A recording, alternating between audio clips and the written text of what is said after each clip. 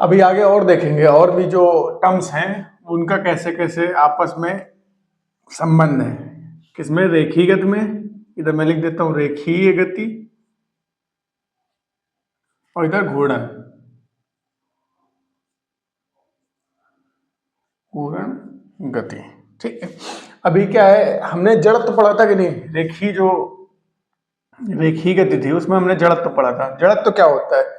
जड़त्व हमने जब पढ़ा था तो जड़त्व में पढ़ा था कि वो अपनी स्थिति को नहीं बदलना चाहता है। ठीक है। जड़त्व क्या होता है? जो अपने कोई भी पिंड अगर किसी अपनी अवस्था में, अगर विरामावस्था में तो वो विरामावस्था में रहना चाहता है, अपनी अगर गतिशील अवस्था में तो गतिशील अवस्था में रहना चाहता है। वो अपनी अवस्था को बदलना नहीं चाहता है। जो बदलने का विरोध करता है, अपने जो परिवर्तन का विरोध करता है, उसको क्या बोलते हैं? जड़त्व बोलते हैं। ठीक है। क्या बोलते हैं? जड़त्व। रेखीय गति में क्या था? यही था ना कि अगर कोई वस्तु विरामावस्था में तो वो विरामावस्था में रहना चाहती है, उसका विरोध करती है अपने होने वाले परिवर्तन का। और अगर गति कर रही होती है तो वो अपने गति में होने वाले परिवर्तन का विरोध करती है। उसको क्या बोलते हैं? जड़त्व बोलते हैं। तो ठीक है। एक प्रकार से जो रेखीय गति में जड़त्व था वो द्रव्यमान ही था हमारा। क्या था? द्रव्यमान। जो पिंड का द्रव्यमान होता है वही क्या है? परिवर्तन का विरोध कर रहा था। ठीक। ऐसे ही घूर्णन गति में क्या है? घूर्णन गति में क्या होगा? जैसे कोई चीज घूमना चाह, मतलब किसी चीज को घुमाना चाह रहे हैं हम। जैसे मान लो कोई पंखा है, पंखे को हम हाथ से घुमाना चाह रहे हैं तो क्या पंखा एक विरोध करेगा ना? ठीक है। उसको क्या बोलते हैं? हम जड़त्व आघूर्ण बोलते हैं। जड़त्व आघूर्ण क्या बोल देंगे उसको? जड़त्व आघूर्ण। जड़त्व आघूर्ण क्या होता है? जड़त्व आघूर्ण घूर्णन गति में होने वाले परिवर्तन का विरोध करता है। जब किसी भी पिंड का या किसी भी वस्तु का या किसी कण का जड़त्व आघूर्ण वो परिस्थिति है जिसमें वह अपने ऊपर होने वाली जो घूर्णन गति है, तो घूर्णन गति के लिए मतलब जो बल लगाया जा रहा है उसका परिवर्तन का क्या करता है? विरोध करता है। जैसे कि हम देखें, एक भारी दरवाजा हो, खुद से सोचो, अगर एक भारी दरवाजा हो आप धक्का दो तो उसमें ताकत लगेगी, एक हल्का दरवाजा हो उसको धक्का दो तो आराम से खुल जाएगा। तो क्या है? अलग अलग जड़त्व है ना, अलग अलग जड़त्व और गुण है कि घूर्णन गति तो हो रही है। मान लो ये यहाँ पे ये गेट है, यहाँ पे हिंज लगे हैं और हम जैसे धक्का देंगे तो ये अंदर की तरफ खुलेगा। किधर खुलेगा? अंदर की तरफ। ऐसे धक्का देंगे, मान लो गेट ऐसे धक्का देंगे तो अगर ये भारी है तो हमें ज्यादा ताकत लगानी पड़ेगी, और अगर हल्का है तो क्या करना पड़ेगा? इसको कम ताकत लगानी पड़ेगी, खोलने और बंद करने। जैसे खोलेंगे बंद करेंगे तो क्या है? ये इसके परिता घूमेगा ना, ऐसे खुलेगा ऐसे बंद हो गया तो क्या हो गया? इसका घूर्णन गति होगी कि नहीं होगी?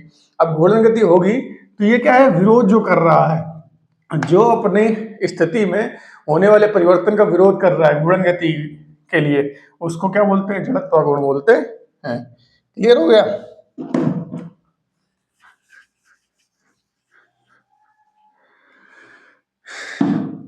अब समझ में आएगा जड़त्व आघूर्ण किसको बोलते हैं। तो इसमें क्या होता है, दोनों में फर्क क्या है? ठीक है। ये रेखीय गति में परिवर्तन का विरोध करता है और ये घूर्णन गति में। इसको किससे प्रदर्शित करते हैं हम लोग? आई से। इसका फार्मूला होता है आई बराबर एम आर स्क्वायर। आई बराबर एम आर स्क्वायर। एम क्या है? द्रव्यमान है किसी भी कण का द्रव्यमान, और आर क्या है? घूर्णन से उसकी दूरी। ठीक है। आई बराबर क्या होता है? एम आर स्क्वायर होता है। एम क्या हो गया आपका? द्रव्यमान हो गया, कण का द्रव्यमान, और आर क्या हो गया? उस गुणन से दूरी। गुणन से दूरी का मतलब क्या है? जैसे ये मान लो गेट हमने बनाया है ना, ये मान लो एक सेकेंड, जस्ट मान लो हमने ये गेट बनाया था। ठीक है। गेट में यहाँ पे हैंडल लगा हुआ है, हम धक्का देंगे, खोलेंगे और बंद करेंगे। ठीक है। तो अगर यहाँ पर कोई द्रव्यमान है तो इसकी दूरी क्या हो जाएगी? आर क्या हो जाएगी? गुणन से दूरी। ये गुणन से लंबवत दूरी। क्लियर? गुणन से जो लंबवत दूरी होगी वही आर हो जाएगी, और यहाँ पे पिंड का द्रव्यमान क्या हो जाएगा? एम। अगर पिंड का द्रव्यमान एम है और ये दूरी क्या हो जाएगी? आर, तो जड़त्व गुण क्या होगा? आई बराबर एम आर स्क्वायर। क्लियर हो गया जड़त्व गुण क्या होता है? ठीक है। अब आगे चलते हैं। ठीक है। अभी हमने क्या पढ़ा है इसमें? रेखीय गति में क्या होता है? संवेग होता है। संवेग संवेग संवेग इसमें क्या होता है? रेखीय गति में P बराबर mv। P बराबर क्या होता है? mv, द्रव्यमान और वेग का गुणा। इसमें क्या हो जाएगा? कोणीय संवेग। कोणीय संवेग। ठीक है। कोणीय संवेग आपका इसमें होता है एल बराबर, देखो ध्यान से समझो, हमने एम की जगह क्या एम की जगह क्या लिया, गुणन गति में आई लिया, तो यहाँ पे एम की जगह क्या आ जाएगा, आई आ जाएगा। वी है यहाँ पे वेग, रेखीय वेग क्या होता है वी, तो कोणीय वेग क्या होता है ओमेगा, होता है कि नहीं होता है। एम हमने रेखीय गति में एम है तो यहाँ गुणन गति में आई हो जाता है, जड़त्व गुण। ऐसे ही संवेग क्या होता है, पी बराबर एम भी होता है, तो यहाँ कोणीय संवेग बराबर क्या हो जाता है, एल बराबर आई ओमेगा। एम की जगह आई आ गया, वी की जगह ओमेगा आ गया। याद करने का तरीका ये याद रहेगा तो ऑटो में याद हो जाएंगे, इसलिए मैं समझा रहा हूँ, ठीक है। क्लियर हो गया, आई ओमेगा हो गया। इसके आगे चलते हैं हम लोग, इसके आगे बात करेंगे बल की। बल एफ बराबर क्या होता है एम ए, हमने पढ़ा है ना, बल रेखीय गति में क्या होता है, बल एफ बराबर एम ए होता है। क्लियर, द्रव्यमान और त्वरण, ठीक है। लेकिन गुणन गति में क्या होता है, बल आघूर्ण होता है। इसको क्या बोलते हैं, बल आघूर्ण, बल आघूर्ण, इसको टाउ से प्रदर्शित करते हैं, ठीक है। बल आघूर्ण क्या होता है, टाउ होता है, ठीक है। अब कुछ नहीं सोचना है, फार्मूला अगर याद करने के लिए इधर देखो ध्यान से, इधर एम लिखा है, एम की जगह हमने क्या माना था, इधर आई हो जाता है, तो एम की जगह आई रख दो। इधर क्या लिखा है, ए लिखा है, ए मतलब रेखीय त्वरण, इसमें क्या हो जाएगा, कोणीय त्वरण। कोणीय त्वरण कैसे प्रदर्शित करते हैं हम लोग, अल्फा से। क्लियर हो गया, मतलब किसी भी कण का बल आघूर्ण क्या होता है, जड़त्व आघूर्ण, और उसके जो कोणीय त्वरण होता है उसका गुणनफल होता है। क्लियर हो गया। टाउ बराबर क्या होता है, आई डॉट अल्फा, अल्फा मतलब क्या होता है, कोणीय त्वरण। क्लियर हो गया, अब याद हो जाएगा। कुल मिलाकर रेखीय गति में अगर बल लगा के हम कोई चीज गति करा रहे हैं, जैसे हम धक्का दे रहे हैं किसी चीज को, रेखीय गति कर रही है, तो उसमें बल क्या होगा, एफ बराबर एम ए होगा। और यही हम जब गेट खोल रहे थे, गेट खोलने के लिए जो हम बल लगा रहे हैं उसको क्या बोलेंगे हम, बल आघूर्ण बोलेंगे। घूर्णन गति में क्या बोलेंगे उसको, बल आघूर्ण। क्या हो जाएगा, टाउ बराबर आई डॉट अल्फा। आई क्या है, जड़त्व आघूर्ण है, अल्फा क्या है आपका, कोणीय त्वरण है। क्लियर हो गया। इसके आगे चलते हैं, ठीक है। इसके आगे हमने देखा है न्यूटन का भी जो नियम होता है, न्यूटन का नियम रेखीय गति में क्या होता है, न्यूटन का नियम हमने पढ़ा है, एफ बराबर DP upon dt, DP upon dt, या m बराबर dv अपॉन dt। कैसे आया, कुछ ज्यादा इसमें सोचने वाली बात है ही नहीं, ठीक है। f बराबर क्या होता है, p अपॉन t होता है, पहली बात तो, ठीक है। तो यहाँ पे अगर हम संवेग की जगह p बराबर एम भी लिखा है, ठीक है, तो v की जगह हम क्या लिख सकते हैं, ए बाई टी लिख सकते हैं, ए डॉट टी लिख सकते हैं यहाँ पे। तो f बराबर क्या आ जाएगा, अगर मैं यहाँ पे निकालूं p बराबर m, v की जगह क्या लिख सकते हैं, a बराबर क्या होता है, v अपॉन टी होता है, तो v बराबर क्या आ जाएगा, ए टी आ जाएगा, ए टी। m a की जगह क्या लिख सकते हैं, m f बराबर कितना होता है, m a होता है, तो यहाँ पे आ जाएगा आपका f डॉट टी। तो f बराबर क्या आ जाएगा आपका, p अपॉन टी। ये आएगा ना कि नहीं आएगा, f बराबर p अपॉन टी, तो वही किया, f बराबर dp अपॉन dt, अवकलन कर दिया। और यहाँ पे f बराबर क्या होता है, m dv upon dt। a बराबर क्या होता है, a रेखीय त्वरण जो होता है, रेखीय त्वरण क्या होता है, रेखीय वेग में और समय की दर, रेखीय वेग में परिवर्तन की समय दर को क्या बोलते हैं, रेखीय त्वरण बोलते हैं। तो a की जगह लिख दे dv अपॉन dt। ऐसे ही यहाँ पे अगर हमें निकालना हो, टाउ बराबर क्या हो जाएगा, टाउ बराबर क्या हो जाएगा, ठीक है। तो हम क्या करेंगे, dl upon dt, dl upon dt, यही याद करने का तरीका। f बराबर क्या होगा, p अपॉन टी हो गया। ऐसे ही टाउ बराबर क्या आ जाएगा, टाउ बराबर आ जाएगा आपका l अपॉन टी। क्या आ जाएगा, l अपॉन टी। l क्या है आपका, l है कोणीय संवेग और t क्या है, समय है। ये संबंध आ जाएगा, जैसे इसमें निकाला था वैसे इसमें निकल के आ जाएगा, ठीक है। तो टाउ बराबर क्या हो जाएगा, dl अपॉन dt। एक और हम संबंध निकाल सकते हैं इससे, I D omega upon dt। कैसे, आई को आई लिख दिया, अल्फा क्या है, अल्फा आपका है कोणीय त्वरण। कोणीय त्वरण क्या लिख सकते हैं आप, कोणीय वेग के समय परिवर्तन की दर, तो डी ओमेगा अपॉन dt लिख सकते हैं कि नहीं लिख सकते हैं। तो टाउ बराबर आके आपका dl अपॉन dt बराबर I D omega upon dt। Clear हो गया?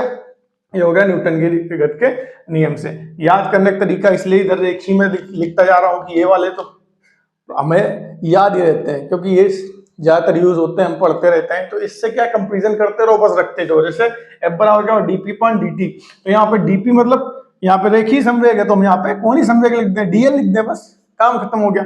आगे हम बढ़े, m dv अपॉन dt था, ठीक है, तो m की जगह हम क्या मान रहे थे, यहाँ पे I चल रहा था तो I लिख दिया, और dv मतलब यहाँ पे रेखीय वेग था तो यहाँ पे कोणीय वेग लिख दिया। क्लियर हो गया?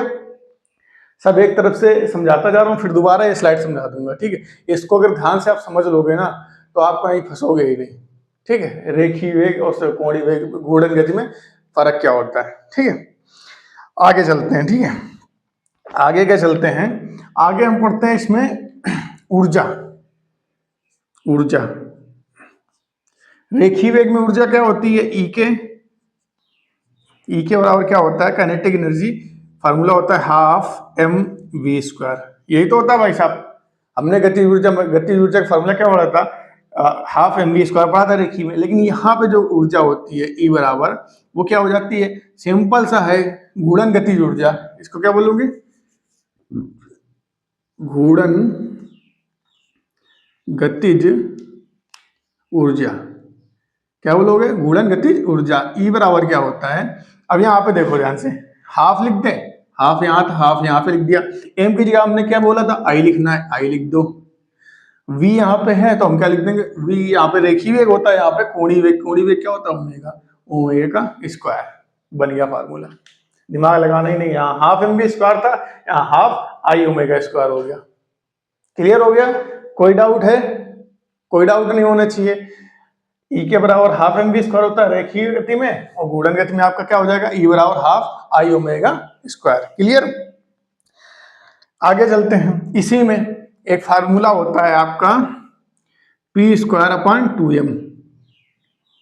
ये मैं सॉल्व करा चुका हूं सब कुछ, मैं बार बार सॉल्व करा के कोई मतलब नहीं है कि कैसे रखोगे। यहाँ पे एम वी की जगह पी रखना है, फिर सॉल्व करना है, या यहाँ से वी की वैल्यू निकाल लो। वी बराबर क्या आ जाएगा आपका, पी अपॉन एम आ जाएगा, पी अपॉन एम आ जाएगा। पी अपॉन एम यहाँ पे रखो तो M P square upon M square आ जाएगा। एक एम से एम कट गया तो पी स्क्वायर ऊपर बच गया, नीचे 2 और एम बच गया। यहाँ से वी बराबर पी अपॉन एम रखना है, वी बराबर क्या रखना है, पी अपॉन एम। तो ये निकाला गया आ जाएगा फार्मूला कि गति ऊर्जा क्या होता है, P square upon 2m। P क्या है यहाँ पे, तो आपका रेखीय संवेग है। सेम यही करना है बस, और कुछ नहीं। यहाँ पे रेखीय संवेग था भाई साहब, तो हम क्या कर देंगे यहाँ पे, कोणीय संवेग। क्लियर? एल स्क्वायर हो गया, 2m, m द्रव्यमान है, द्रव्यमान की जगह क्या रखना है आपको, m की जगह क्या रखना है, यहाँ पे हमें i रखना है। क्लियर?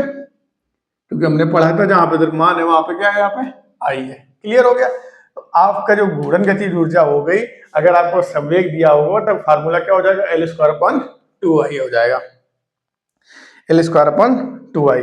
ठीक है। अब कार्य क्या होता है, कार्य हमने पढ़ा था, W बराबर होता है आपका F डॉट ds, बल गुणे विस्थापन। क्लियर? अब इसमें क्या हो जाएगा, घूर्णन गति में किया गया कार्य, समझ जाना है। घूर्णन गति में किया गया कार्य W बराबर क्या होता है, टाउ डॉट डी ओमेगा। ठीक है, देखो कुछ नहीं था, हम पहले ऊपर गए, हमने क्या देखा, बल की जगह हमने क्या देखा था, यहाँ पे बल आघूर्ण देखा था, टाउ, एफ की जगह हमने टाउ रख दिया। यहाँ पे डीएस क्या है, विस्थापन है, और हमने पढ़ा है यहाँ पे रेखीय विस्थापन है, तो यहाँ कोणीय विस्थापन कर दिया। कुछ अलग किया, कुछ अलग किया हो तो बताओ। बस यहाँ पे रेखीय गति में किया गया कार्य था, W बराबर क्या होता है, F डॉट ds होता है, ये F डॉट s होता है, केवल बल गुणे विस्थापन। इसमें हमारा बल क्या है, बल आघूर्ण होता है, इसलिए टाउ लिख दिया, और आपका जो कोणीय विस्थापन होता है, विस्थापन ये क्या लिख दिया, कोणीय विस्थापन लिख दिया। क्लियर हो गया कि नहीं हो गया? घूर्णन गति में किया गया कार्य हो गया। ठीक है, अब आगे चलते हैं। अब आगे आते हैं क्या, शक्ति। ठीक है, शक्ति क्या होती है, शक्ति P बराबर क्या होता है, W अपॉन T लिख दो, या लिख दो इसको F डॉट V, बल गुणित वेग। ठीक है, इसमें रेखी गति। अब यही घूर्णन गति में आ जाओ, घूर्णन गति में शक्ति क्या हो जाएगी, P बराबर F की जगह क्या है, बल है ना, बल की जगह क्या लिख देंगे हम, टाउ लिख देंगे, और V की जगह वेग की जगह क्या लिख देंगे, ओमेगा।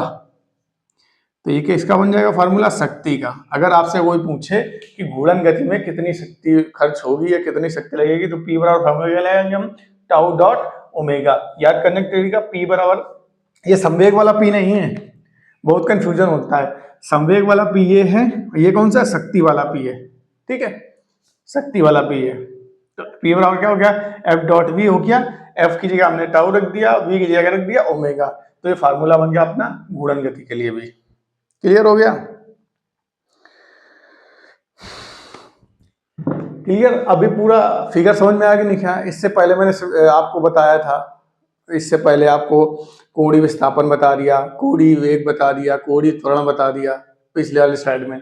इससे आगे वाली स्लाइड में हमने फिर से कंपेयर किया, किसमें किसमें किया हमने रेखीय गति और घूर्णन गति में कंपेयर किया। रेखीय गति क्या होती है, सीधी लाइन में गति। घूर्णन गति मतलब कि जैसे कोई चीज किसी अक्ष के प्रति घूम रही है, लेकिन वो क्या है, उसका हर एक कण उस बिंदु के प्रति घूम रहा है और एक ही अक्ष में है, ठीक है। वृत्तीय गति और घूर्णन गति में आपको फर्क भी बता दिया था मैंने चैप्टर में, क्लियर। तो अभी क्या है, अभी फिर से इस स्लाइड को समझेंगे, दोबारा से समझेंगे, ठीक है।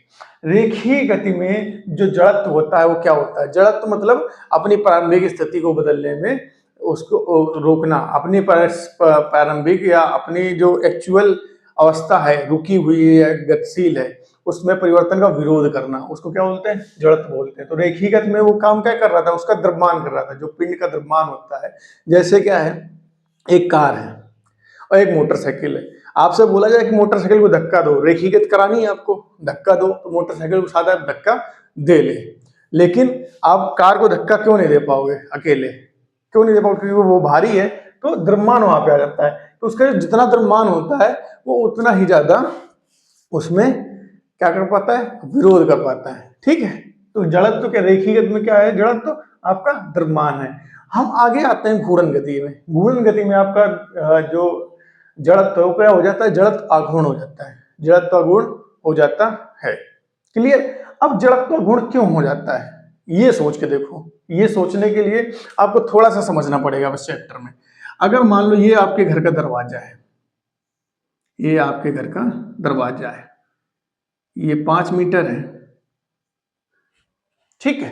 आप यहाँ पे बल लगा रहे हैं और यहाँ पे कुंडी लगी हुई है जिसके प्रत्यय बंद होता है, खुलता है, क्लियर हो गया।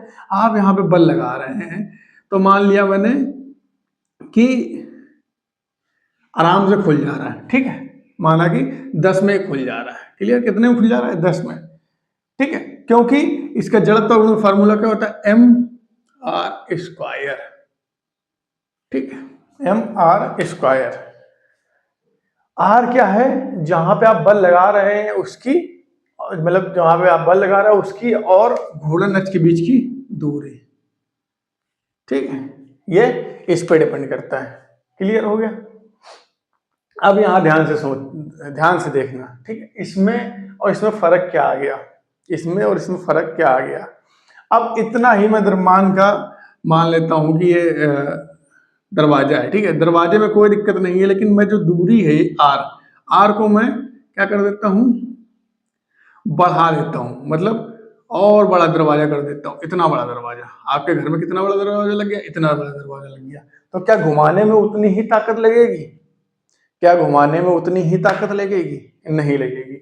क्या लगेगी, आपको ज्यादा लगाना पड़ेगा, क्योंकि ये और बड़ा दरवाजा हो गया। घूर्णन क्या है, घूर्णन से दूरी बहुत ज्यादा हो गई है, r² है, तो ये जो परिवर्तन है उसका विरोध ज्यादा कर पाएगा, घूर्णन गति के परिवर्तन का विरोध ज्यादा कर पाएगा, ठीक है। खुद ही सोचो, एक छोटा दरवाजा हो तो आराम से खुल जाएगा आपसे, कोई बड़ा दरवाजा हो, बड़ा सा दरवाजा हो, दूर से खोलना पड़ेगा तो आपको बहुत ताकत लगानी पड़ेगी। क्यों, क्योंकि उसकी जो घूर्णन से दूरी है, एक तो द्रव्यमान, एक तो बड़ा दरवाजा होगा तो उसका द्रव्यमान भी ज्यादा हो जाएगा। और अगर मान लो द्रव्यमान ज्यादा भी नहीं हुआ, ये मान लो आपका 100 किलो का दरवाजा था, हमने 100 किलो का ही बनाया लेकिन उसको लंबा बना दिया, ठीक है, तो क्या होगी, घूर्णन से उसकी दूरी भी बढ़ जाएगी। अब दूरी बढ़ जाएगी तब भी उसमें क्या है, आपको ज्यादा ताकत लगानी पड़ेगी, वो ज्यादा जड़त्व वो ज्यादा अपनी परिवर्तन में जो उसकी जो स्थिति में परिवर्तन हो रहा है उसका विरोध कर पाएगा। क्लियर हो गया कि जड़त्व, रेखीय जड़त्व और गुणन गति में जो जड़त्व आघूर्ण है उसमें फर्क क्या है, अभी मेरे हिसाब से क्लियर हो गया हुआ है। तो फार्मूला क्या होता है, I बराबर mr स्क्वायर। जड़त्व आघूर्ण क्या होता है, द्रव्यमान और किसी कण का द्रव्यमान और उसकी जो कण की गुणज से दूरी है, कौन सी लंबवत दूरी है, उसके वर्गमूल के गुणनफल के बराबर होता है। और ये क्या है, आपकी अदिश राशि है।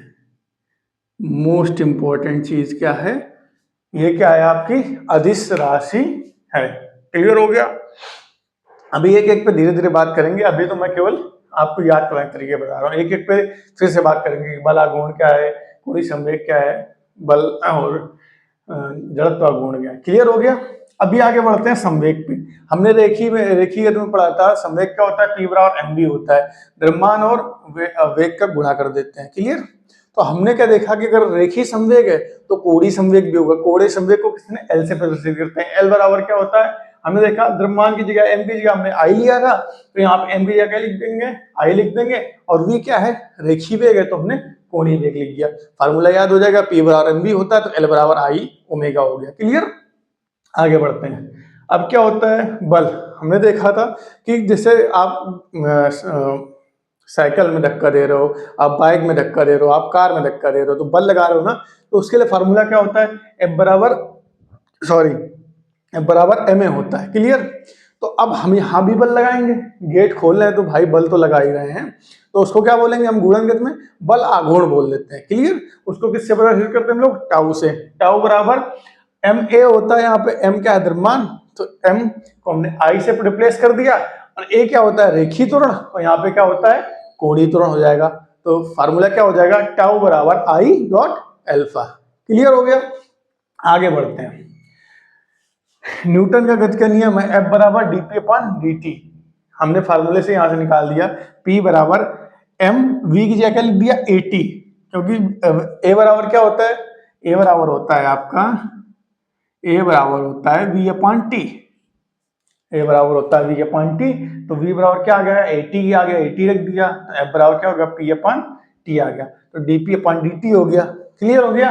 m क्या है, m को m रखा, a की जगह लिख सकते हैं v/t होता है, तो dv/dt लिख सकते हैं, तो ये भी फार्मूला बन गया। तो इसी फार्मूले को हमें क्या है, घूर्णन में बदलना था, तो घूर्णन में बदलना था, तो टाउ बराबर क्या हो गया, dp, p क्या है, संवेग है, तो यहाँ पे l लिख दिया, यहाँ पे रेखीय संवेग था, यहाँ पे कोणीय संवेग लिख दिया, बस सिंपल सी बात है।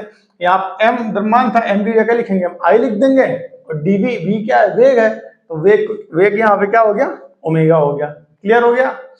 वेग क्या हो गया, यहाँ पे ओमेगा हो गया।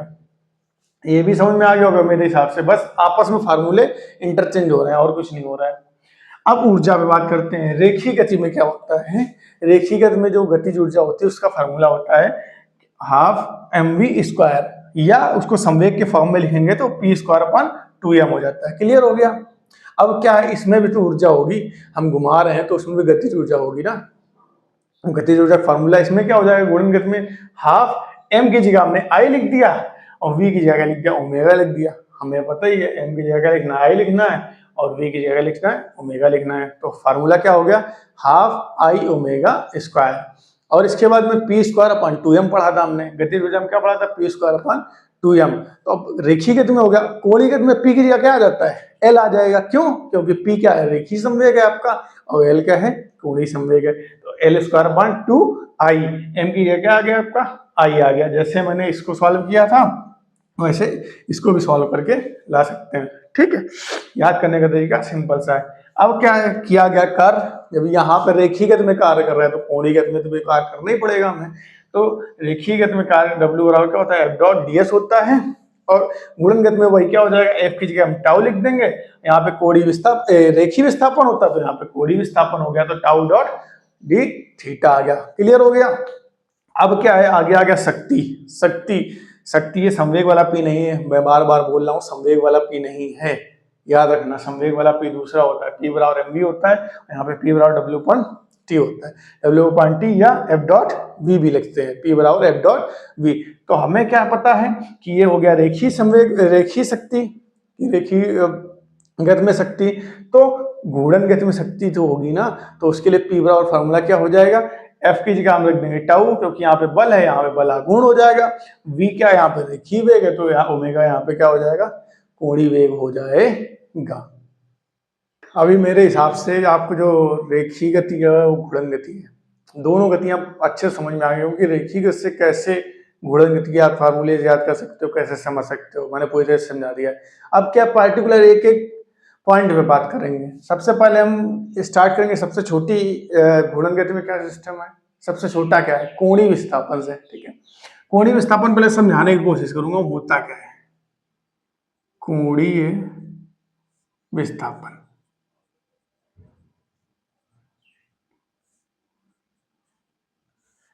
आपको शब्द से नहीं समझ में आ रहा है, इसके जो वर्ड लिखे कोणीय विस्थापन और कोण में विस्थापन, कोण में विस्थापन या कोण में अंतर। जैसे कि मैं मान लेता हूं यहां पे कोई चीज गति कर रही है, यहाँ पे क्या है, कोई चीज गति कर रही है, कोई कण गति कर रहा है। ठीक ठीक है, मान लिया ये क्या है, पृथ्वी है। ठीक है, पृथ्वी गति कर रही है। ठीक, अब गति कर रही है तो मैंने जब यहां पे ए पॉइंट पे देखा तो इसका मान लो सीधा कर देते, मैंने ए पॉइंट पे जब देखा, ए पॉइंट पे देखा तो इसका जो डिग्री था, थीटा क्या था, वो 0 डिग्री था। ठीक, आफ्टर 10 सेकंड बाद, 10 सेकंड बाद जो इस कण का जो पॉइंट हो गया ये बी हो गया, यहाँ पे ये कण कहां से गति करके यहाँ पे यहाँ पहुंच गया। ठीक है, तो यहाँ पे कोण इसका क्या हो गया, जाके मान लो 60 हो गया। कितना हो गया, 60 हो गया। कितना टाइम लगा है, टी बराबर लगा है आपका 10 सेकंड। ठीक है, 10 सेकंड में। तो कोणीय विस्थापन क्या होगा, कोण में विस्थापन, कोण में कितना अंतर आया है, तो हम कैसे निकालेंगे, हम कर देंगे 60 माइनस 0, कितना आया, 60 अंश का, 60 अंश का आपका अंतर आ गया। तो कोणीय विस्थापन कितना हो जाएगा, 60। और मान लिया कि यहाँ पे एक पॉइंट और था, यहाँ पे सी पॉइंट था, जहां पे इसका थीटा कितना था, 30 अंश था। सी पॉइंट पे कितना था थीटा, सी पॉइंट पे थीटा कितना था इसका, 30 अंश था। किसी ने पूछा कि ए बी और सी के बीच में, बी और सी के बीच में, ए और सी के बीच में, और बी और ए बी के बीच में, तीनों के बीच में हमें कोणीय विस्थापन बताओ कि कोणीय विस्थापन कितना कितना है। तो हम क्या करेंगे, अभी ध्यान से देखो, बी पहले हम ए बी से स्टार्ट करते हैं। ए और बी के बीच में कोणीय विस्थापन कितना हो गया, यहाँ पे 0 था, यहाँ पे पहुंच गया कितना हो गया, 60 डिग्री। तो मतलब अंतर कितने डिग्री का आ गया आपका, 60 डिग्री का आ गया। क्लियर, तो कोणीय विस्थापन कितना हो गया, 60 डिग्री हो गया। इसके आगे जैसे हम बढ़ते हैं कि उससे पूछा कि ए और सी के बीच में विस्थापन क्या है, तो यहाँ पे 0 था ए पे, और यहाँ पे सी पे कितना आ गया, 30 पे पहुंच गया। अब 30 पे पहुंच गया तो यहाँ पे कोणीय विस्थापन कितना हुआ, कोण में अंतर कितने का आया, 30 का अंतर आया, तो कितना हो जाएगा, 30 आ जाएगा। और यही अगर आपसे पूछ दे कि बी और सी के बीच में कोणीय विस्थापन कितना है, बी और सी के बीच में कोणीय विस्थापन कितना है, तो सी पे कितना था, 30 था, अब बी पे कितना है, 60 है। तो हम क्या करेंगे, 60 माइनस 30, क्योंकि इन दोनों के बीच में अंतर तो केवल 30 डिग्री का ही है, इन दोनों के बीच में 30 डिग्री का, बी और सी के बीच में। अभी मेरे हिसाब से कोणीय विस्थापन आपको क्लियर हो गया, कोणों में विस्थापन कितना हो रहा है, क्लियर हो गया कोणीय विस्थापन। और इसको हम हमेशा किसमें बदलते हैं, रेडियन में। रेडियन में बदलने के लिए हम किसका क्या करेंगे, π/180। कोणीय विस्थापन हम मैक्सिमम किस में लिखते हैं, रेडियन में लिखते हैं। और रेडियन में बदलने के लिए फार्मूला क्या होता है, कोण मान लो अंश में जो दिया हो, अंश में जो कोण दिया हो, गुणते क्या लिख देते हैं हम, π/180। तो ये किस में आ जाता है, रेडियन में आ जाता है। तो ये कितना हो गया, 18 π/3। ठीक है, तो इसकी बात करेंगे, कोणीय विस्थापन को किससे प्रदर्शित करना है हम लोग, थीटा से प्रदर्शित करते हैं। ये कौन सी है राशि, सदिश राशि है। कौन सी राशि है, सदिश राशि है। कौन सी राशि है, सदिश राशि है। और किससे प्रदर्शित करते हैं, थीटा से प्रदर्शित करते हैं। मात्रक क्या होता है इन भाई साहब का, मात्रक होता है आपका रेडियन। और विमा क्या होती है, सबसे इंपॉर्टेंट विमा, कुछ नहीं, ये विमाहीन राशि है, इसकी विमा नहीं होती है क्योंकि कोण की कोई विमा नहीं दी गई है। क्लियर हो गया? तीन चीजें पता चल गई हमें, क्या कोणीय विस्थापन कैसे क्या होता है समझा दिया, ये कौन सी राशि है, सदिश राशि है। कोणीय विस्थापन अगर आपसे पूछे कौन सी राशि, सदिश राशि है। दूसरा से क्वेश्चन ये पूछ सकता है इसका मात्रक क्या है, तो मात्रक क्या होता है, रेडियन होता है। विमा क्या होती है, विमा कुछ नहीं होती इसकी।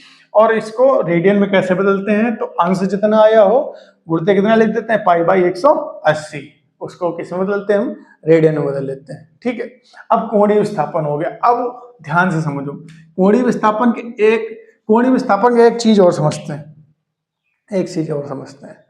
क्या समझने वाली बात है, कोणीय विस्थापन जो एक घूर्णन अक्ष और जो कण को मिलाने वाली जो लाइन है ना, इस लाइन में कोई भी पिंड होगा उसका जो कोणीय विस्थापन होगा वो सेम होगा, उसको दूरी से मतलब नहीं है। सबसे इंपॉर्टेंट ये समझने वाली बात है कि यहां से इसकी दूरी या कहीं तक की दूरी कितनी भी हो, अगर वो एक ही लाइन में है तो एक टाइम पे कोणीय विस्थापन सबका सेम ही होगा। ये जितना ये यहाँ पे मान लो ये अगर देखा जाए तो ये ज्यादा चला कि नहीं चला, ये कण मान लो यहाँ पे जो कण होगा वो इतना ज्यादा चला है और ये कण जो है वो इतना ही चला है, लेकिन दोनों का जो कोणीय विस्थापन है वो सेम ही होगा। इसका भी 30 डिग्री, इसका भी 30 डिग्री होगा। ठीक है, ऐसे इसका भी सेम ही होगा। इसीलिए जब हम घूर्णन अक्ष की परिभाषा पढ़ रहे थे तो घूर्णन की परिभाषा में यही पढ़ा था कि उसके अक्ष पे जितने भी कण होते हैं वो एक वृत्तीय गति कर रहे होते हैं और एक समान विस्थापन में कर रहे होते हैं या एक समान गति कर रहे होते हैं। अगर आपसे पूछा जाए, अगर यहाँ पे एक ए बिंदु दे दिया जाए, यहाँ बी दे दिया जाए, यहाँ सी और डी, और आपसे पूछ ले, एग्जाम में पूछ सकता है घुमाने के लिए, अगर आपसे पूछ ले कि इन सबका में विस्थापन सबसे ज्यादा कोणीय विस्थापन किसका होगा और सबसे ज्यादा रेखीय विस्थापन किसका होगा, तो कोणीय विस्थापन चारों का सेम ही होगा। लेकिन आपसे अगर पूछ ले रेखीय विस्थापन किसका ज्यादा होगा, रेखीय विस्थापन कौन सा, ये वाला विस्थापन, तो रेखीय विस्थापन किसका सबसे ज्यादा होगा, जो सबसे बाहर है, डी का सबसे ज्यादा, क्योंकि इसने सबसे ज्यादा रेखा में गति की है, सबसे ज्यादा चला है। बी, सी उससे कम चला है, बी उससे कम चला है और ए सबसे कम चला है। तो सबसे कम रेखीय विस्थापन किसका होगा, ए का, और सबसे ज्यादा रेखीय विस्थापन किसका होगा, डी का। लेकिन पॉइंट यहीं पे आ जाता है, अगर आपसे पूछ लेता है कोणीय विस्थापन किसका ज्यादा होगा, तो चारों का कोणीय विस्थापन समान ही होगा। समझ में आ गया कि नहीं आ गया? कोणीय विस्थापन और रेखीय विस्थापन में एक संबंध होता है, हमने बताया था ना, कुछ नहीं करना है आपको, बस r का भाग दे देना है या r का गुणा कर देना है, तो थीटा गुणते r बराबर किसके हो जाएगा, आपके s के हो जाएगा। s क्या है यहाँ पे, रेखीय विस्थापन है। ठीक है, अब r क्या होगी, जैसे r क्या है, त्रिज्या है, ये जिसके परिता वो घूम रहे हैं, गुणज से दूरी। अगर कोई पिंड है उसका कोणीय विस्थापन बता दिया गया आपको, कोणीय विस्थापन आपको 60 दिया गया है, पाई/3 रेडियन दिया गया है। ठीक है, और घूर्णन से उसकी दूरी दे दी गई आपको r बराबर 10 मीटर, जस्ट 10 मीटर। आपसे पूछेगा रेखीय विस्थापन s बराबर क्या होता है, थीटा इंटू r, थीटा पाई/3 लिख दोगे और इधर लिख दोगे आपका r 10, तो 10 पाई/3 क्या आ जाएगा आपका, रेखीय विस्थापन आ जाएगा। क्लियर?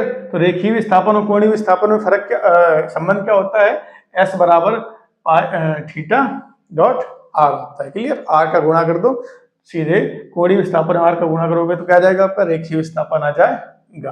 क्लियर हो गया? मेरे हिसाब से कोणीय विस्थापन क्लियर हो गया होगा।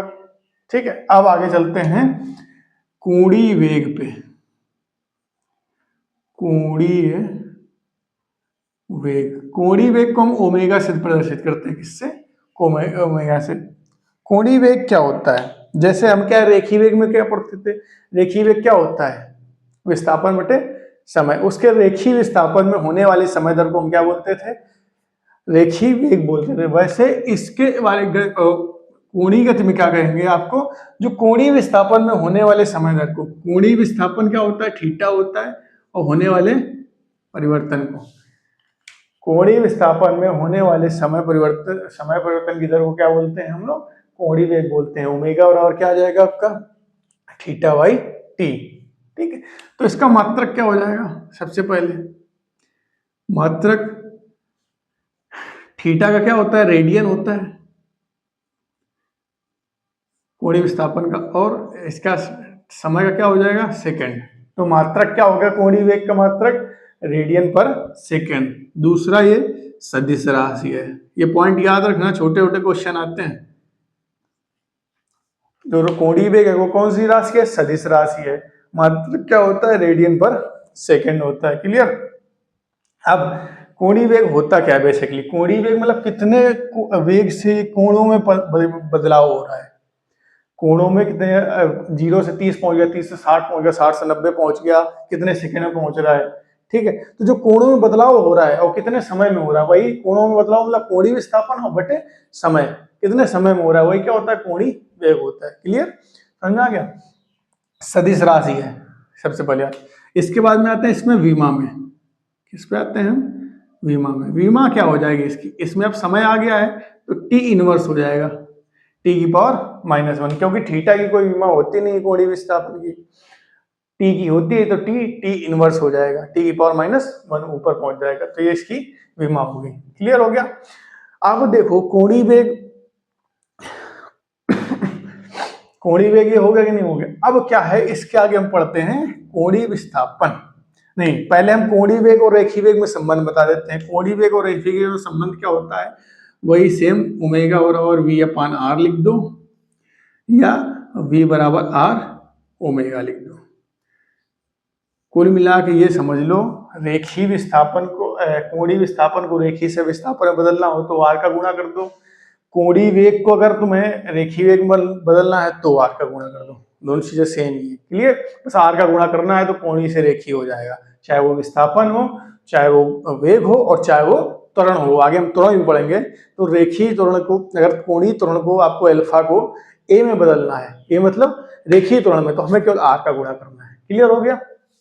तो हमने पढ़ लिया कोणीय वेग ओमेगा और आर होता है थीटा अपान टी, मात्रक होता है रेडियन पर सेकंड, सदिश राशि है, विमा क्या हो जाएगी, टी इनवर्स हो जाएगी, ओमेगा बराबर क्या होता है, वी अपान आर, तो वी बराबर आ गया R O R omega. Clear हो गया। आगे देखेंगे कोणीय त्वरण क्या होता है। ठीक, कोणीय त्वरण क्या होता है, कोणीय त्वरण अल्फा बराबर होता है आपका ओमेगा अपान टी। कोणीय वेग में होने वाले समय परिवर्तन को क्या बोलते हैं, हम कोणीय त्वरण बोलते हैं। ऐसे रेखीय वेग में था, रेखीय त्वरण में था, रेखीय त्वरण में क्या बोलते थे, ए बराबर वी अपान टी। उसमें क्या होता था, ए बराबर वी अपान टी। वेग में परिवर्तन होने वाले समय परिवर्तन क्या बोलते थे, हम त्वरण बोलते थे। ऐसे इसमें कोणीय वेग में होने वाले समय परिवर्तन को क्या बोलेंगे, हम त्वरण बोलेंगे, कोणीय त्वरण बोलेंगे। इसके लिए क्या होता है, ये भी क्या है, सदिश राशि है, पहली बात। दूसरे क्या है, मात्रक पे आते हैं।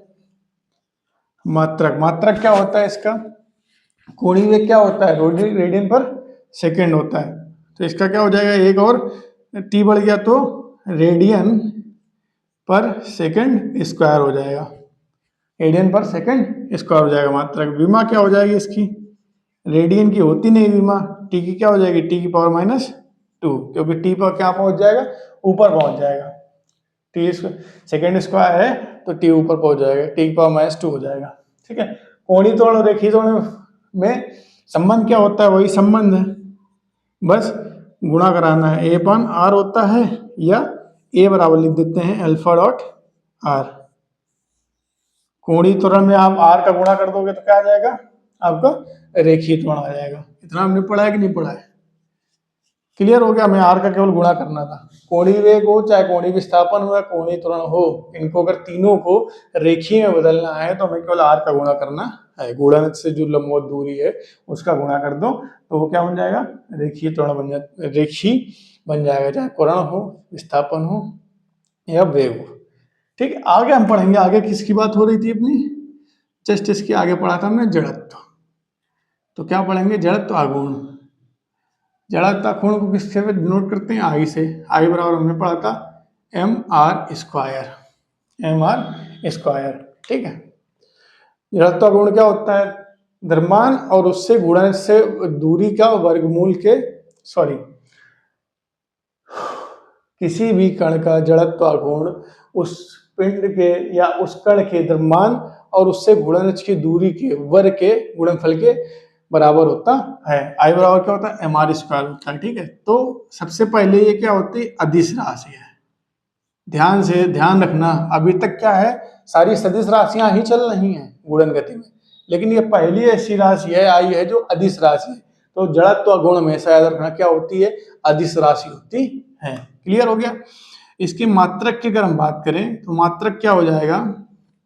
मात्रक हो जाएगा किलोग्राम मीटर स्क्वायर। क्लियर हो जाएगा? मात्रक क्या हो जाएगा? m का किलोग्राम हो गया और r क्या हो गया? Metre. Kilogram metre square. I बराबर आ गया आपका किलोग्राम मीटर स्क्वायर। ये इसका मात्रक हो गया।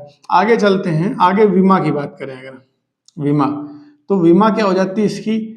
किलोग्राम की हो गई m, मीटर की कितनी होगी? l स्क्वायर, तो ml²। जड़त्व गुण की विमा क्या हो जाएगी? ml²। क्लियर हो गया? आपसे एग्जाम में एक चीज और पूछी जाएगी। क्या पूछी जाएगी? घूर्णन त्रिज्या या परिभ्रमण त्रिज्या। परिभ्रमण त्रिज्या क्या होती है? घूर्णन त्रिज्या या परिभ्रमण त्रिज्या क्या होती है? तो उसको r से या k से डिनोट कर दो किसी से, बराबर √I/m होता है। कैसे आया? कुछ नहीं है, बस I बराबर mr² होता है, तो r बराबर क्या? r² बराबर हो गया I/m, तो r बराबर क्या आ जाएगा? √I/m। ठीक है। तो घूर्णन त्रिज्या क्या होती है? √I/m। दूसरा कोई मुझे फार्मूला नहीं याद करके रखना है हमें। I बराबर mr² होता है, इसी से निकाल लेंगे r या k। क्या होती है? घूर्णन त्रिज्या होती है। ये पूछा जा सकता है आपसे। क्लियर हो गया? ठीक है। अभी क्या है, अभी एक चीज और बात कर लेते हैं। बात किससे कर लेते हैं? मैं बता चुका हूँ, फिर से एक बार बात कर लेते हैं। गति के रेखीय में 3 समीकरण थे, कोणीय में 3 है, वो आपको बता ही चुका हूँ। रिवीजन करना हो तो रिवीजन कर सकते हैं आप। ठीक है। वैसे बता ही चुका हूँ मैं, करने के लिए कोई दिक्कत नहीं है। ठीक है। अभी आगे क्या देखेंगे हम? आगे इसमें देखेंगे कोणीय संवेग। ठीक है। कोणीय संवेग क्या होता है? कोणीय संवेग से पहले बल आघूर्ण देख लेते हैं। बल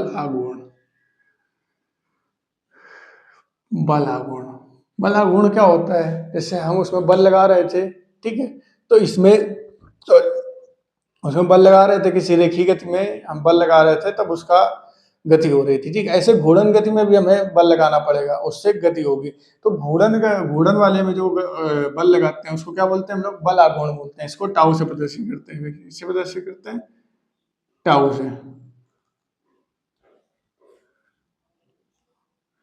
टाउ से। ठीक है।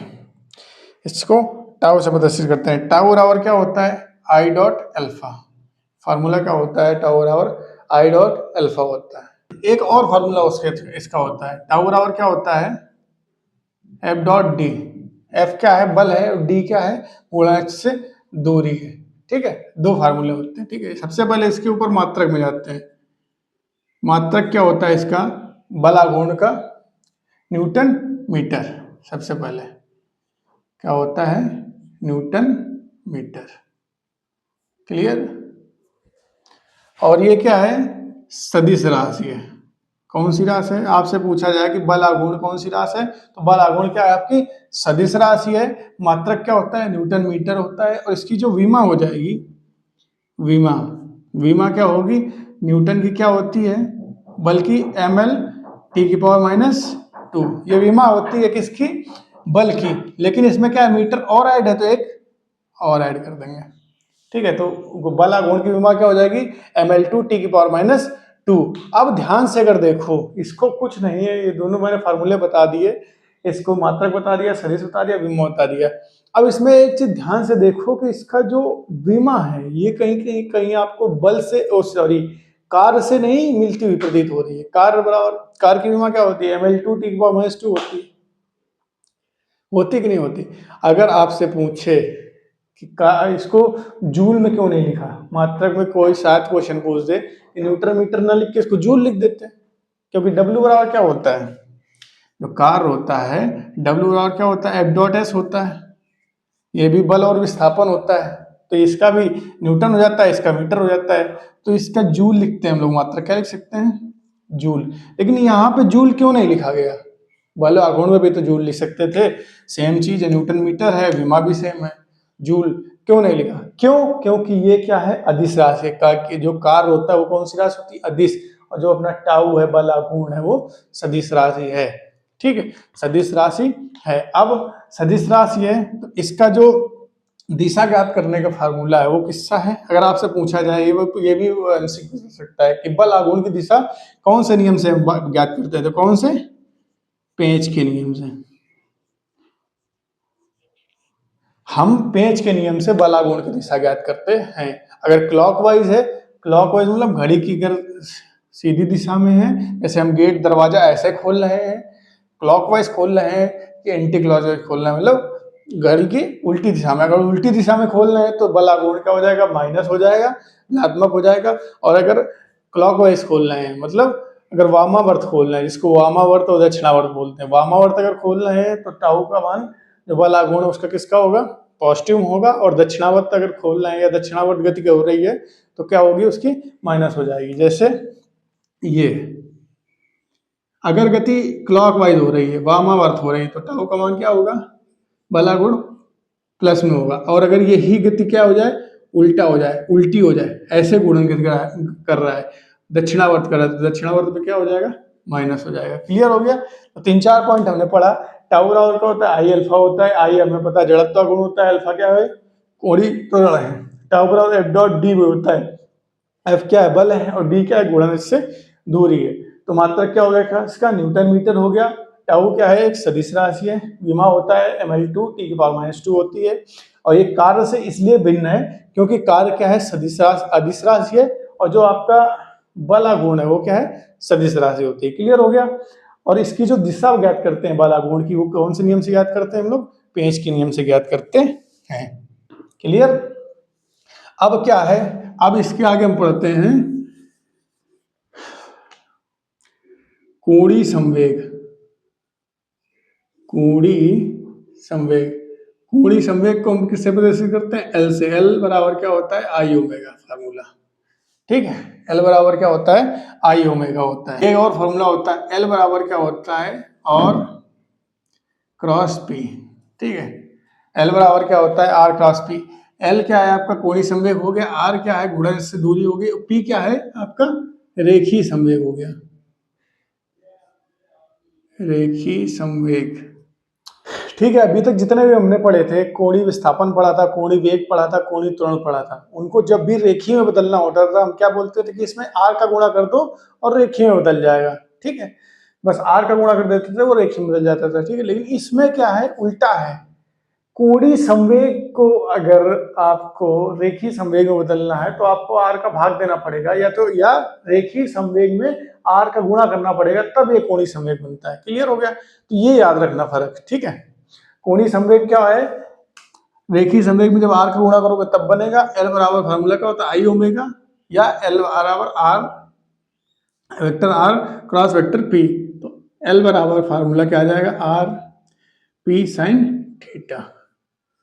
ठीक है, ये फार्मूला हो जाता है। ठीक है, इसका क्या है, सदिश राशि है, सबसे पहले सदिश राशि है। ठीक है, मात्रक क्या होता है, मात्रक हो जाएगा इसका आपका किलोग्राम, किलोग्राम मीटर स्क्वायर पर सेकेंड।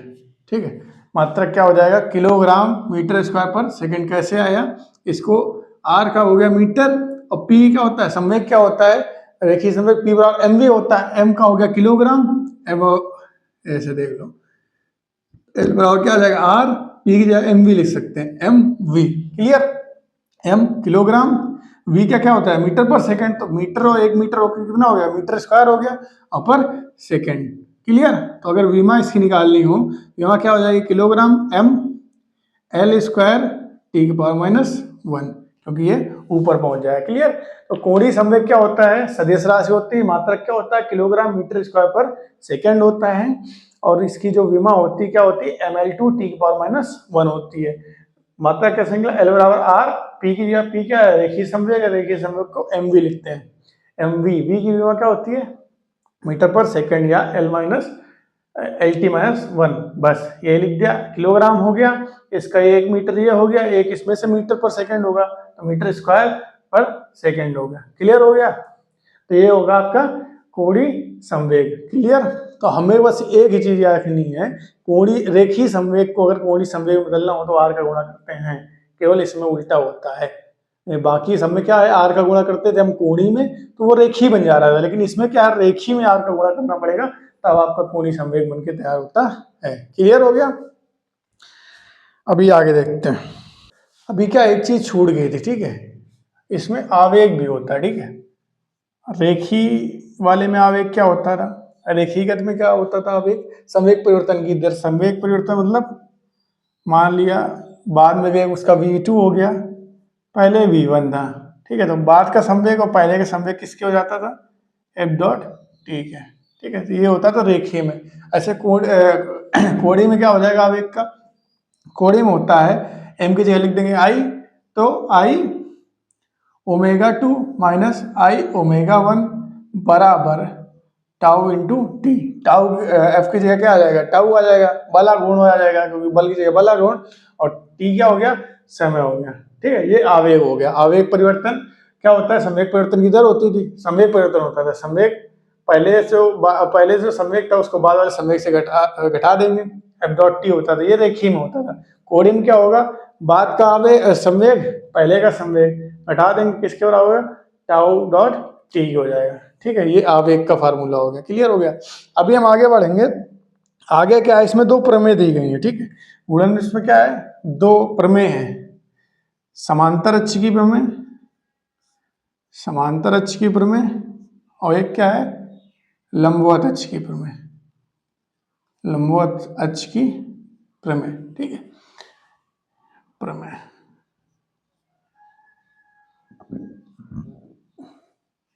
दो प्रमेय है। ठीक है, समांतर अक्ष और लंबवत अक्ष। पहले तो हम लंबवत अक्ष की प्रमेय पढ़ेंगे। लंबवत अक्ष की प्रमेय में क्या कहता है, अगर मान लो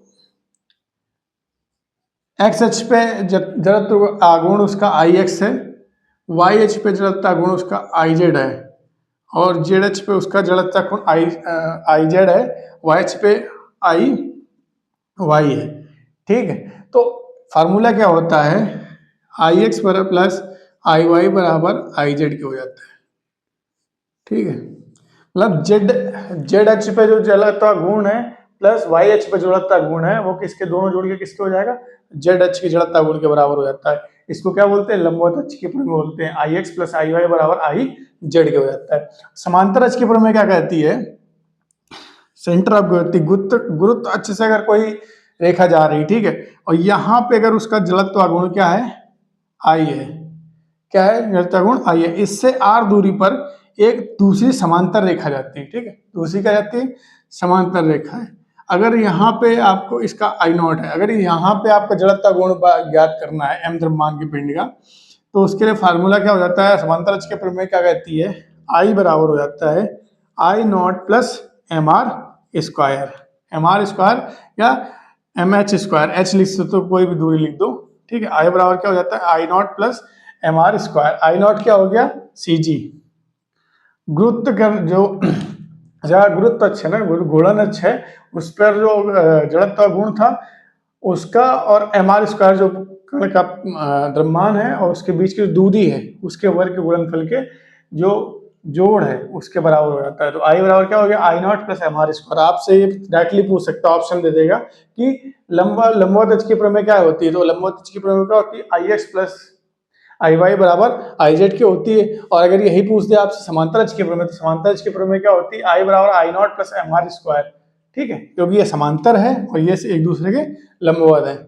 क्लियर हो गया मेरे हिसाब से, लंबवत अक्ष की प्रमेय और समांतर अक्ष की प्रमेय हो गया। ठीक है, अब क्या है, जो अपना जड़त्व गुण है, जड़त्व गुण हर एक चीज के लिए अलग अलग होता है, क्योंकि जैसे गोला है, खोखला गोला है, आपका वलय है, आपकी क्षण है, ठीक है। तो हर एक के लिए जड़ता गुण क्या होता है, अलग अलग होता है। तो हर एक का अब हम फार्मूला देखेंगे, कौन कौन से कैसे आए फार्मूला, वो डेरिवेशन क्योंकि एग्जाम में आना नहीं है, लेकिन क्या है फार्मूले याद रखने पड़ेंगे क्योंकि वो डायरेक्टली पूछेगा कि एक लंबी सी छड़ है, इतनी लंबाई की है, इसके मध्य से जा रही है अगर गुणनज तो क्या उसका जड़ता गुण होगा, ठीक है, ऐसे डायरेक्टली पूछता है। तो वो हमें पता करना है। तो अभी समझ में आ गया कि आवेग क्या होता है, आवेग रेखीय आवेग बता दिया और अपना कोणीय आवेग भी बता दिया कैसे निकालते हैं। ये बाद का हो गया आपका संवेग, ये पहले का संवेग हुआ, दोनों का अंतर हो गया। संवेग परिवर्तन की जो दर होती है, संवेग परिवर्तन जो होता है वो ही आवेग के बराबर होता है, ठीक है। तो ऐसे याद रखना, जैसे ये बाद का संवेग होगा, ये पहले का संवेग होगा, दोनों को घटा देंगे तो ये क्या हो जाएगा, संवेग का परिवर्तन हो जाएगा। और इधर क्या हो गया, टाउ डॉट टी, एफ की जगह क्या लिखेंगे, यहाँ पे बल होता है तो यहाँ बल गुण हो गया, यहाँ समय था तो यहाँ पे समय लिख दिया। क्लियर हो गया, मेरे हिसाब से क्लियर हो गया होगा। आप आगे बढ़ते हैं। क्लियर, अभी हम देखेंगे अलग अलग आकृतियों के साथ में, उनके गुणज के साथ में उसका जो जड़ता गुण होता है वो क्या होता है। जैसे हम स्टार्ट करते हैं पतली क्षण से, किससे,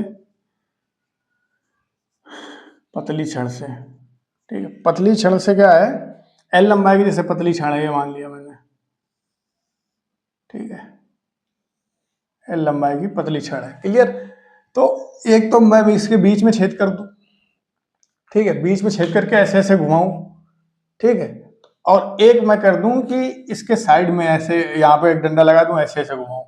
अगर मैं ऐसे घुमाऊंगा तो ये पूरा पोर्शन ऐसे घूमेगा और बीच में घुमा दूंगा तो ये ऐसे ऐसे घूमेगा। क्लियर, चीज समझ में आई कि नहीं आई। मान लो ये कोई क्षण है, ठीक है, पतली सी क्षण है। अगर मैं यहाँ पे डंडा लगा लेता हूँ, ऐसे ऐसे घुमाता हूँ तो ये पूरा पोर्शन ऐसे ऐसे घूमेगा, और मैं यहाँ पे बीच में लगा देता हूँ तो इतना पोर्शन केवल घूमेगा, ये आपस में ये यहाँ घूमता रहेगा, ऐसे ये पूरा घूमेगा। अगर यहाँ पे लगा दूंगा तो ये पूरा ऐसे घूमेगा, और अगर यहाँ बीच में लगा दिया, ये नहीं लगाया तो ये पंखे की तरह घूमेगा। क्लियर हो गया, तो समझ में आया ना कि घूर्णन अक्ष क्यों इंपॉर्टेंट है। दोनों जगह केवल चेंज हुई है, एक यहाँ पे चेंज हुई, यहाँ से घुमाओगे तो ये पूरा ऐसे घूमेगा, ये पोर्शन पूरा आएगा यहाँ पे, और अगर बीच में लगा देंगे तो केवल ये ऐसे ऐसे घूमेगा, यहाँ पे पंखे की तरह घूमेगा, ये पूरा पोर्शन नहीं जाएगा। समझ गए ना, यहाँ पे होगा तो पंखे की तरह बिहेव करेगा, यहाँ पे होगा तो गेट की तरह बिहेव करेगा। अगर हमने यहाँ पे लगा दिया तो एक गेट की तरह बिहेव करेगा, ऐसे खुलेगा बंद होगा गेट की तरह, और मैंने बीच में लगा दिया तो पंखे की तरह बिहेव करने लगेगा। क्लियर, समझ में आ गया नहीं कि घूर्णन अक्ष का कितना ज्यादा फर्क होता है, कि यहाँ पे लगा दिया तो अलग काम कर रहा है, यहाँ पे लगा दिया तो अलग काम कर रहा है। तो अगर जो घूर्णन अक्ष है, अगर केंद्र से होकर जा रही है, जो घूर्णन अक्ष है वो आपका अगर अच्छा केंद्र से होकर जा रही है,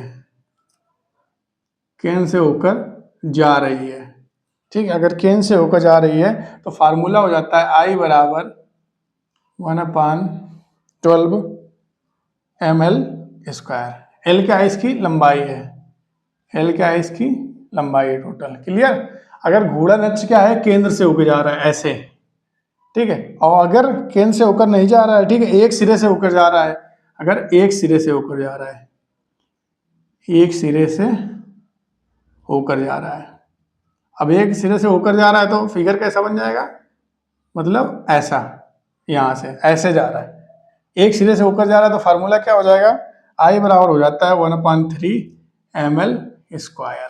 एल क्या है, इसकी लंबाई है। क्लियर हो गया। अगर आपसे पतली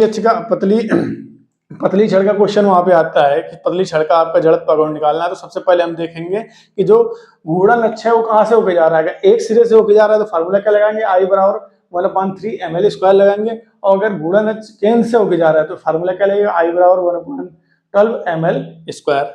समझ में आया कि घूर्णन अक्ष का कितना बड़ा फर्क पड़ता है, इसलिए मैंने फिगर से दोनों को समझा दिया। क्लियर, आगे देखते हैं, आगे क्या कह रहा है, आर त्रिज्या की वृत्तीय विलय, आर त्रिज्या का वृत्तीय विलय क्या है, वृत्ताकार वलय, ठीक है, वृत्ताकार वलय। सबसे पहला इसके आता है कि जैसे मान लो ये वलय है, इसके केंद्र से होकर जा रही है, जो घूर्णन अक्ष है, जैसे पृथ्वी का ग्लोब नहीं देखा आपने, ग्लोब टेबल पर रखा हुआ देखा होता है तो मिडिल से जाता है ग्लोब, ऐसे उसके चारों घूमता है। तो अगर केंद्र से होकर जा रहा है गुणन h कहाँ से जा रहा है? केंद्र से होकर, केंद्र से होकर, ठीक है। अगर केंद्र से होकर जा रहा है तो आई बराबर क्या हो जाता है? सीधे एम आर स्क्वायर, सीधे फार्मूला क्या हो जाता है? एम आर स्क्वायर, जहाँ पे आर क्या है? आर आपकी त्रिज्या है। क्या है? आपकी त्रिज्या है। अगर आपको आर त्रिज्या का वृत्ताकार वलय दिया जाता है तो अगर उसका गुणन h कहाँ से होके जा रहा है? केंद्र से होके जा रहा है, और आपसे पूछा जाता है कि उसका जड़त्व गुण क्या होगा, तो आप क्या फार्मूला लगाओगे? आई बराबर एम आर स्क्वायर। क्लियर हो गया?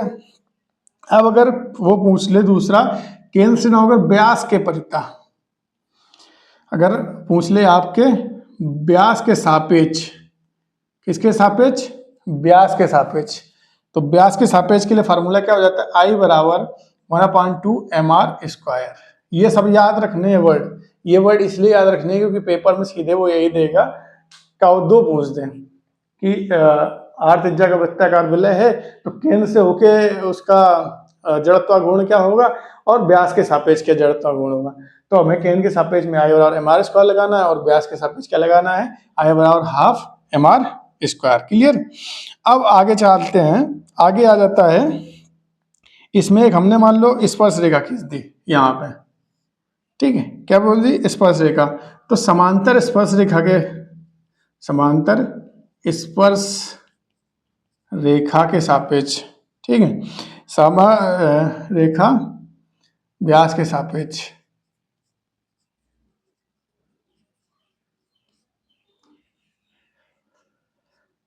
सापेक्ष आई बराबर क्या हो जाता है? 3/2 एम आर स्क्वायर हो जाता है।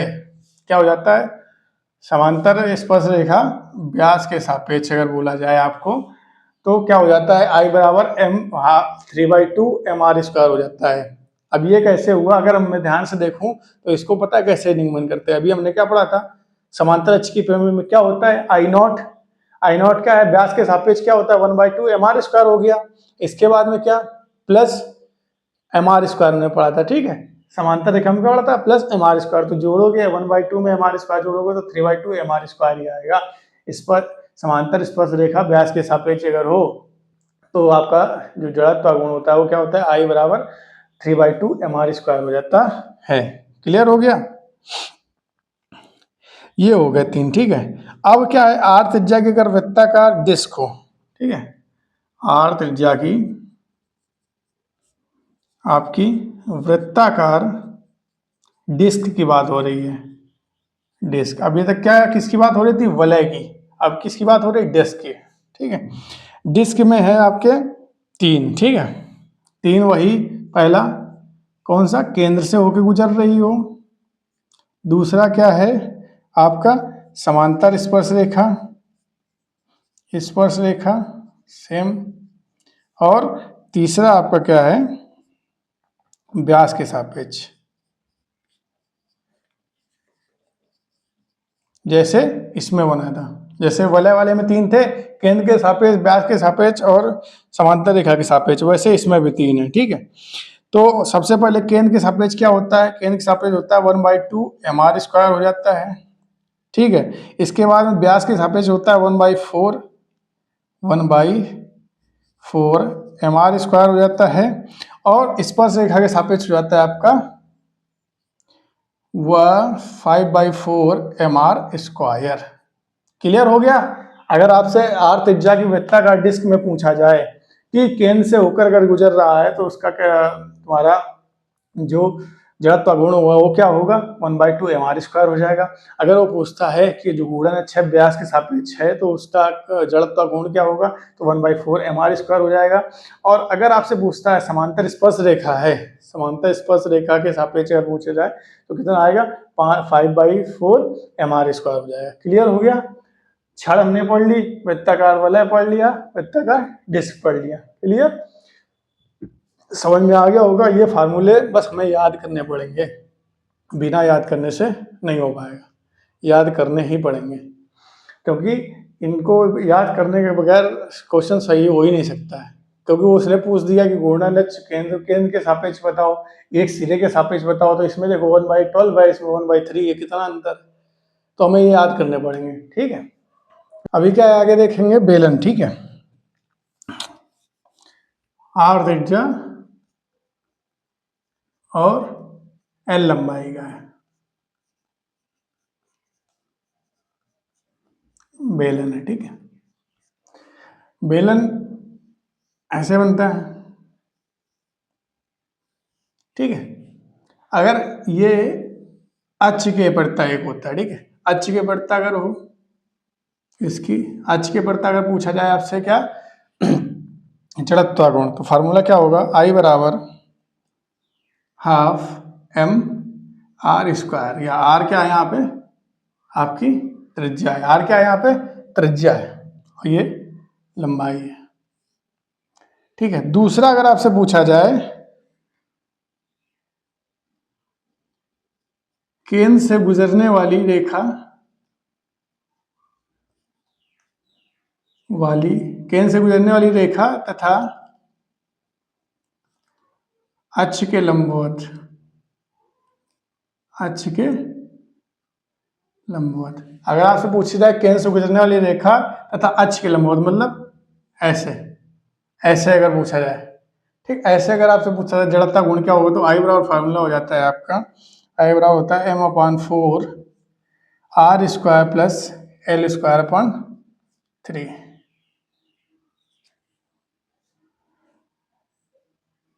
ठीक है,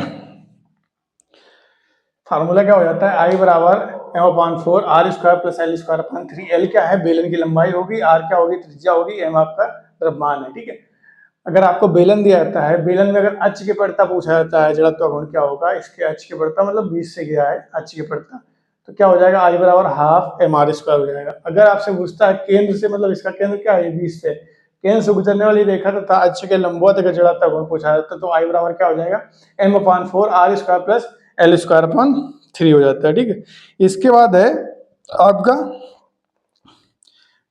खोखला गोला, आर त्रिज्या का अगर खोखला गोला है, एक खोखला गोला है और एक आर त्रिज्या का आपका ठोस गोला है। ठीक है, दोनों का व्यास के पास परिता पूछा जाता है, किसके परिता, व्यास के सापेक्ष। ठीक है, तो खोखले गोले क्या हो जाता है, आई बराबर 2/4 एम आर स्क्वायर, और ठोस गोले क्या हो जाता है आपका 2/5 एम आर स्क्वायर व्यास के सापेक्ष। व्यास के सापेक्ष क्या होता है, अगर आपसे पूछा जाता है आर त्रिज्या का खोखला गोला है, व्यास के सापेक्ष उसका जड़त्व गुण क्या होगा, तो आई बराबर कितना हो जाता है 2/3 एम आर स्क्वायर हो जाता है। अगर आपका ठोस गोला है तो आई बराबर कितना हो जाता है 2/5 एम आर स्क्वायर हो जाता है।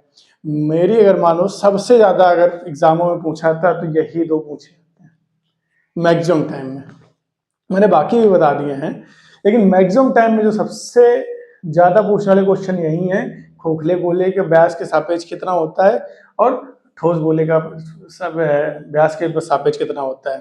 ठीक है, खोखला है तो ऐसे याद रखो 2/3 हो जाएगा क्योंकि खोखला है, और अपना जो ठोस है तो 2/5 हो जाएगा।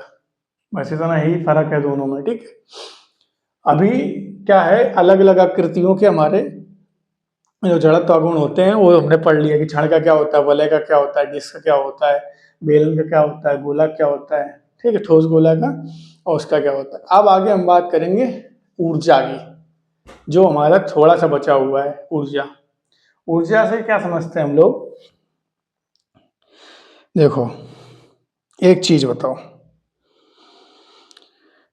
एक स्थिति ये है, आप घूर्णन को किस हिसाब से लेते हो, पृथ्वी जैसे घूम रही है वो घूर्णन कर रही है। जस्ट सोचो कि मैंने एक पहिया है या मान लो एक गेंद है, एक फुटबॉल है, फुटबॉल को ऐसे मैंने धक्का दिया, फुटबॉल मान लो यहाँ पे थी, फुटबॉल, ये फुटबॉल है, जस्ट सोचो ये फुटबॉल हो गई। ठीक है, ये आपका ग्राउंड है, मैंने इसको धक्का दिया, लात से मारा, तो ये क्या है, ऐसे ऐसे घूमती घूमती यहाँ पहुंच गई। कहाँ पहुंची, यहाँ पे घूमते घूमते कहाँ पे पहुंच गई, यहां से यहां पे पहुंच गई। तो दो चीज की इसने क्या क्या किया, एक तो क्या किया इसने घूर्णन किया, सबसे पहली बात घूमी ना, जब मैंने लात मारी तो गेंद क्या घूम के पहुंचेगी ना, एक तो पहले घूमन घूर्णन किया और ऊपर क्या इधर से यहां पे आ गई ना, एक तो घूमी वो, और एक रेखीय गति भी की उसने। क्या की उसने? रेखीय गति भी की। समझ में आ कि नहीं आया? कोई गेंद को हम ऐसे फेंकेंगे, मान लो जमीन में ऐसे लुढ़काएंगे या फेंकते हैं, कुछ भी करते हैं, तो क्या है, वो घूमेगी। अब घूमेगी तो रेखीय गति हो गई, सॉरी घूर्णन गति हो गई। और जब आगे जाएगी, यहां से यहां पहुंची, तो क्या रेखीय गति भी की उसने, तो इसमें दोनों गति हो गई। तो अगर यहाँ पे ऊर्जा की बात की जाएगी, ऊर्जा आपकी कुल ऊर्जा क्या हो जाएगी इसकी, ई बराबर क्या हो जाएगी, half M V square. Half M V square इसलिए हुआ क्योंकि इसने रेखीय गति की, तो गतिज ऊर्जा हो गई, रेखीय गतिज ऊर्जा। इसके बाद में ये घूमी भी तो है, गेंद घूमी भी है, तो क्या कौन सी हुई, घूर्णन ऊर्जा भी। घूर्णन ऊर्जा क्या हो जाएगी, हाफ आई ओमेगा स्क्वायर। ये इसका फार्मूला बन जाएगा। अभी आपसे कई क्वेश्चन पूछे जाएंगे जिसमें ऐसे फुटबॉल टाइप का होगा। हमने फुटबॉल फेंकी तो वो घूमी, सबसे पहले उसका काम क्या हुआ, घूमने का। अभी घूमी तो उसमें घूर्णन ऊर्जा हो गई, तो कितना हुआ, हाफ आई ओमेगा स्क्वायर होता है फार्मूला, मैंने पढ़ा है। उसके बाद में उसने गति की, यहाँ से वहां तक पहुंचे। जब यहाँ से वहां तक पहुंचा तो रेखीय गति की, तो रेखीय ऊर्जा भी होगी। तो रेखीय ऊर्जा क्या होती है, या गति ऊर्जा क्या होती है, हाफ एम वी स्क्वायर। तो ये दोनों ऊर्जाएं हो जाएंगी। क्लियर हो गया? अब क्या है, अब ध्यान से देखो। अब यहीं पे फार्मूले आगे बनते हुए चले जाते हैं, ठीक है। आगे बनते हुए इसलिए चले जाते हैं, अभी यहाँ पे अब ये मान लो फुटबॉल थी। फुटबॉल क्या होती है, फुटबॉल होती खोखली टाइप की होती है, इसमें गैस ही भरी होती है, ठीक है। तो क्या होती, खोखली वाला फार्मूला लगाएंगे तो आई की जगह यहाँ पे क्या आ जाएगा, 2/3 एम आर स्क्वायर आ जाएगा कि नहीं आ जाएगा, आई की जगह आ जाएगा 1/2/3 एम आर स्क्वायर आ जाएगा यहाँ पे। और ओमेगा की जगह हम क्या लिख सकते हैं, ओमेगा बराबर क्या होता है, वी अपन आर होता है। ओमेगा बराबर क्या उतना होता है, वी अपन आर, ये होता है। क्लियर? थोड़ा साफ कर लेते हैं।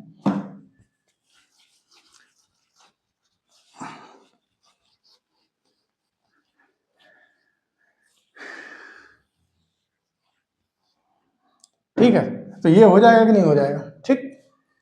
तो डायरेक्टली यहाँ पे लिख सकते कि नहीं लिख सकते, ये चीज समझ में आ गई कि नहीं आ गई, कि कुल ऊर्जा क्या होगी। अगर आपसे बोलता है कोई फुटबॉल को लात मार रहा है, या कोई ऐसी चीज है जो घूर्णन कर रही है और वो आगे भी जा रही है, तो उसमें दोनों ऊर्जाएं होंगी, गतिज ऊर्जा भी होगी और घूर्णन ऊर्जा भी होगी। तो दोनों को जोड़ के हम कुल ऊर्जा बताएंगे, ठीक है। कुल ऊर्जा क्या हो जाएगी, दोनों का योग हो जाएगी, ठीक है। अब दो चीजें हैं, एक ठोस गोला और एक खोखला गोला।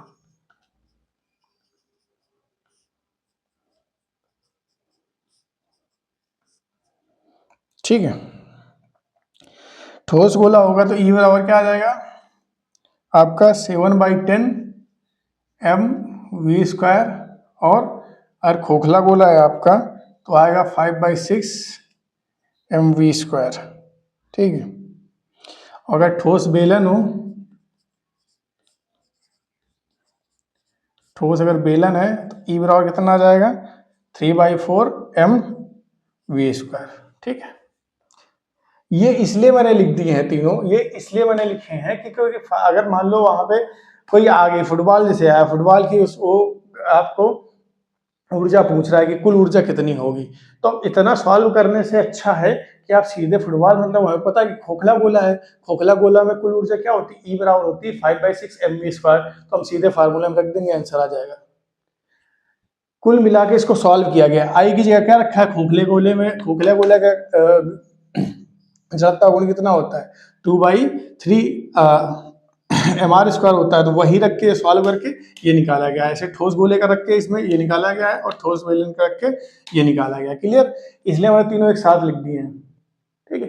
अगर ठोस गोला है, मतलब ये कोई ठोस चीज है, मतलब लोहे का पूरा गोला था, उसको आप धक्का दे रहे हो, तो उसमें क्या लगेगा, सीधे 7/10 एम वी स्क्वायर लगा दो, डायरेक्टली आ जाएगा। अगर खोखला गोला है तो ई बराबर कितना लगेगा, 5/6 एम वी स्क्वायर हो गया। ठोस बेलन है तो ई बराबर कितना लगेगा, 3/4 एम वी स्क्वायर।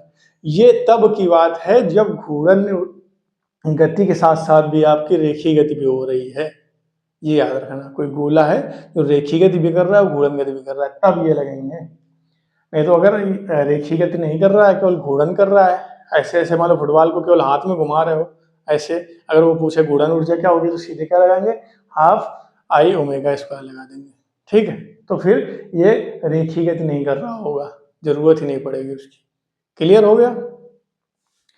अभी मेरे हिसाब से क्लियर हो गया होगा। अभी ये चीज समझ में आई कि नहीं आई? मेन चीज बस ये समझना है, ये तो आप याद कर लोगे, लेकिन ये मेन चीज समझने वाली है। मेन चीज ये समझने वाली है कि अगर फुटबॉल को हम लात मार रहे हैं तो घूर्णन के साथ साथ में वो रेखीय गति भी कर रहा है, तो अगर उसकी अगर ऊर्जा पूछोगे तो उसमें दो ऊर्जाएं आ चुकी हैं। एक क्या आ सकती है, गतिज ऊर्जा जो रेखीय वेग की वजह से है, हाफ mv स्क्वायर, और दूसरा घूर्णन ऊर्जा जो है क्या, हाफ आई ओमेगा स्क्वायर। अगर आपसे पूछता है कि उस टाइम पे गेंद पे कितनी ऊर्जा है या कुल ऊर्जा क्या है, फार्मूला लगाना पड़ेगा E बराबर half mv square plus half I omega square. अगर डायरेक्टली है, ठोस गोला है, तो ठोस गोले के लिए ये लगा दो डायरेक्टली कुल ऊर्जा के लिए, खोखला गोला है तो ये लगा दो, और ठोस बेलन है तो ये लगा दो। ठीक है, अभी चैप्टर अच्छे से पढ़ लेना, थ्योरी कॉन्सेप्ट में सारे कॉन्सेप्ट क्लियर कर दिए हैं गुणनगत की गत चैप्टर के। अगर फिर भी कोई डाउट होता है तो आप कमेंट सेक्शन में बता सकते हैं, मैं दोबारा क्लियर करने की कोशिश करूंगा।